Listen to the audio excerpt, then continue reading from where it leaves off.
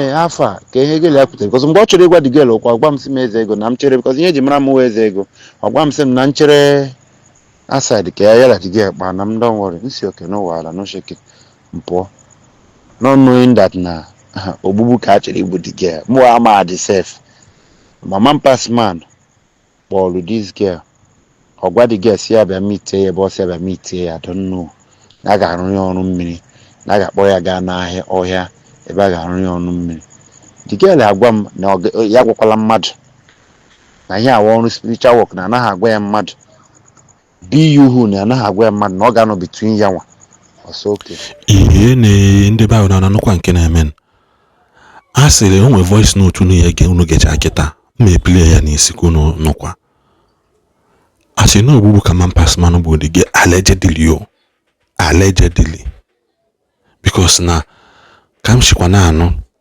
ka akụkọ shi wee na-akọ this man si na mgbe ya bụ ihe chibido dat na according to him ọ sịkwa na ọ nọkwa gbasi witness na anụ n'ebe ihe nke nwe na-eme so nwe na-asịzi biko so na kemgbe ahụ one ya bụ ihe mere ile ndị na-achọ the girl ụmụ nwanne ha nọrọ so what has been done to silence the girl on ndị be ha ka akụkọ shikwa wee na-akọ actually na the man kwuru this video si na afịa bụ eze ego na ajụzi onye na-aza eze ego mana ịnọ ebe a na-akpọrọ mmadụ what did you do ọzọ dị ka ibi pass man ya bịa ka ọ kọwa allegedly achị na ogburu the girl egbu because ka nshikwa ekwu okwu ka voice m si ada na okwu abụrụ okwu a na-eti mkpu because ị mara onye bụ onye mana according to the news anyị na-afọ allegedly no ogbugbu ka egbu the girl ịghọtago no ogbugbu ka egburu ya so n'ọbụna o si na dị ka anyị wetara unu the next video ka unu nene ka ọ dị that girl wo onye ọlụ teaching hospital this ebe ọlụ teaching hospital nọ n'Imo State and she's from Olu so she's an Olu person Olu around that Olu teaching hospital that's where the house is. All right, I greet you all my lovely friends and friends.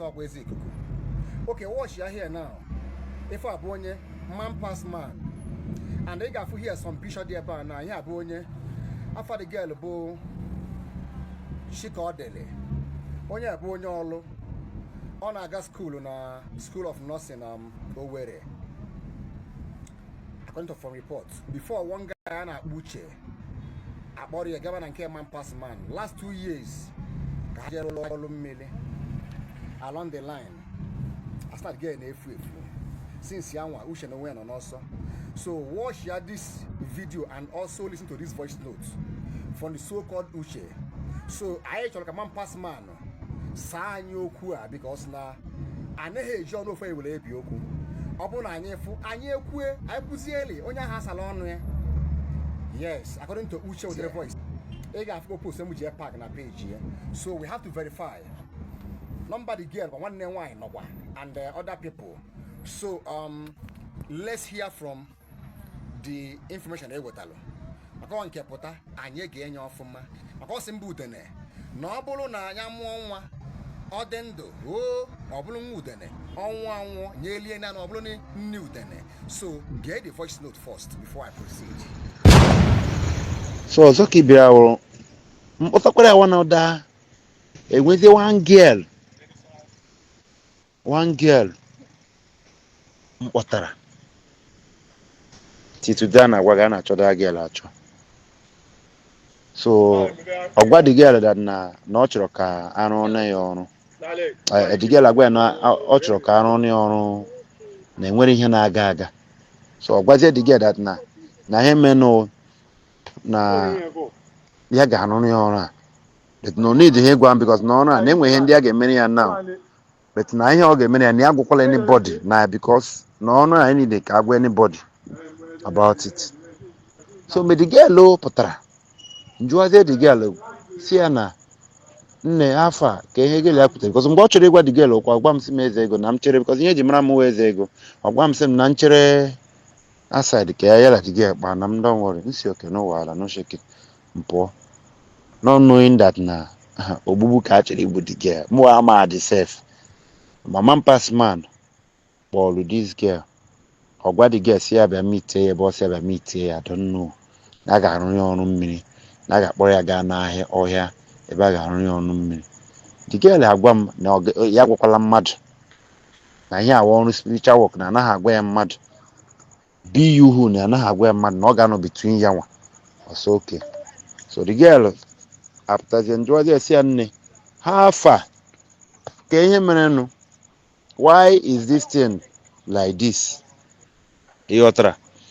So ọ sịwa m that na ka ihe mere ijizi na-efeel uncomfortable. Ọ sị m that na ọ na-achọ ikwu okwu. Nsị agwa m na onye awa onye nke m enweghị ihe ị gwara m ga-emebi ọrụ gị.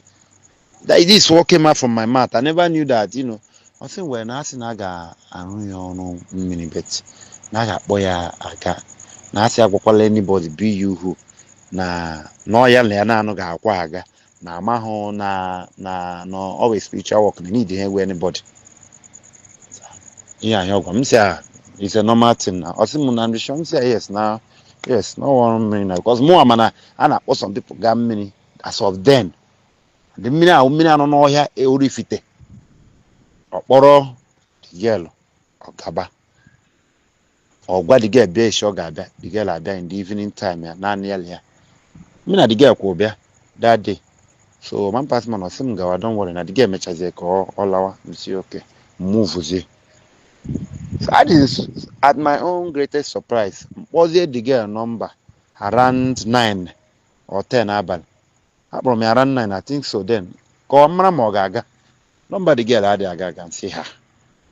Kedu ihe melụ number this girl na-aga? Maybe na ha ka na-arụkwa ọrụ. You understand what I'm saying? Maybe na ha ka nọ ịma na ọrụ a nwere ka ọ si adị. Nsị maybe na ha ka maybe na the ọrụ nwere ka ọ si adị.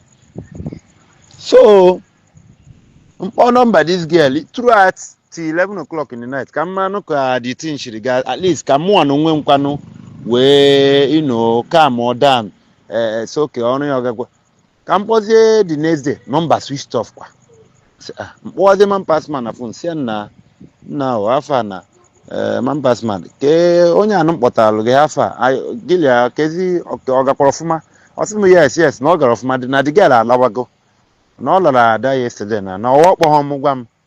M sị ya mba na number the girl as a matter of fact since that yesterday ọ pụrụ m kpọtara ya there around 8 ebe 9 ka ọ gịnị ka m kpọrọ ya ka nọmba adịghị aga. Ọ sị m before 9 na the girl alawago. M sị ya na ọrụziri dị ọrụ ọsịsọ ka otu a. Ọ sị m yes na ọrụ mmiri na egbughị oge na the girl lawa. My brother, ruo taa a na-agwa gị, ruo today that girl is missing. O gburu that girl and I am sure of it. I can take it to anywhere.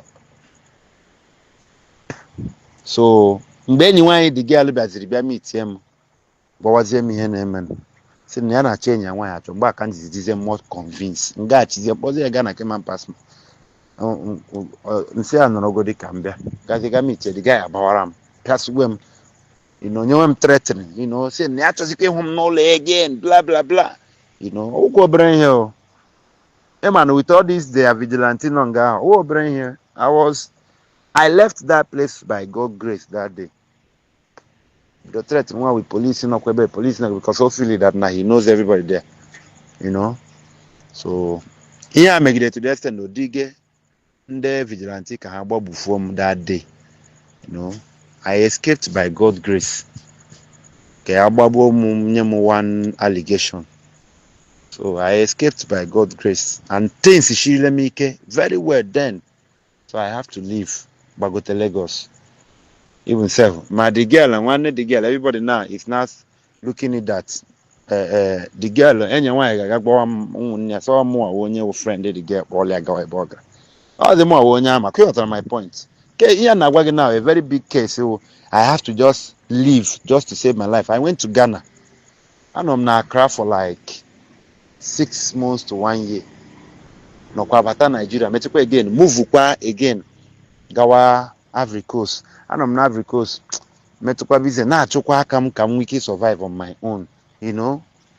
So this guy na-ahụkwa ya na-emekashi, I just look am.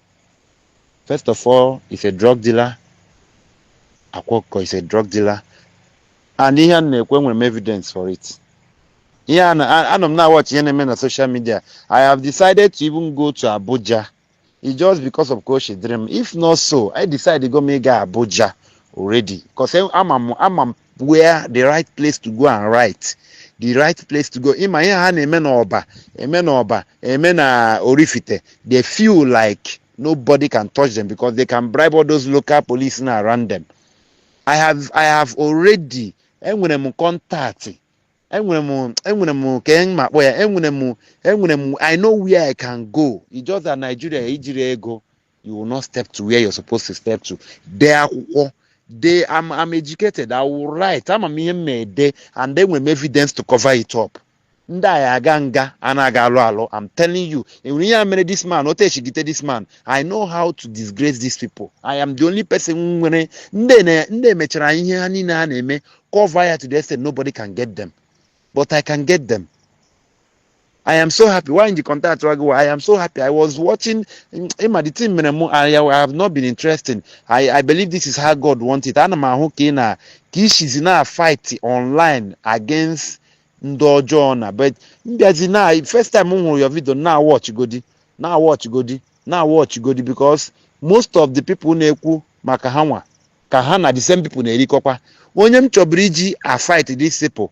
Oh, this other guy no na onye umoji. Keza this boy hachuga so na ke Okongu. Kancho bridge. Mbachopụta that na no Okongu onye gara that boy no work. You know, I just have to push him one side. You know.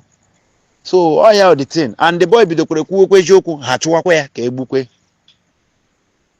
Kana wagana the boy is not in Nigeria. I'm on Nigeria, but I know he's not around. So, oh yeah, the thing. So my brother, I'm kishina fight ka obodo dimma because ndojo no ndeke echogi bile they will not stand.